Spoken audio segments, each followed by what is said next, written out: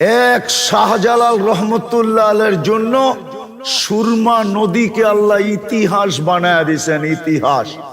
শাহজালাল জায়নামাজে সুরমা পার হইছে, কিন্তু সুরমা এক ফোঁটা পানি জায়নামাজে লাগাইতে পারে না। ডুবাবে তো দূরের কথা, পানি লাগাইতে পর্যন্ত পারে না। মিথ্যা কথা না মিথ্যা?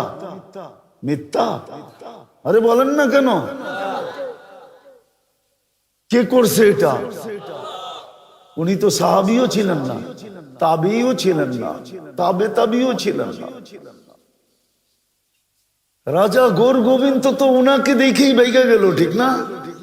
কি সত্য তো? ইতিহাস তো এটাই বলে। কিন্তু উনি তো জায়নামাজে একাই ছিল, সাথীরা তো পিছনে ছিল, উনি তো একাই জায়নামাজে